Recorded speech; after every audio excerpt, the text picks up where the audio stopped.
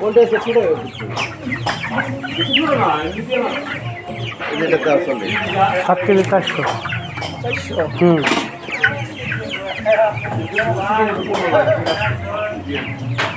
এটা 7 প্লাস আছে এটা ভালো কোনটা?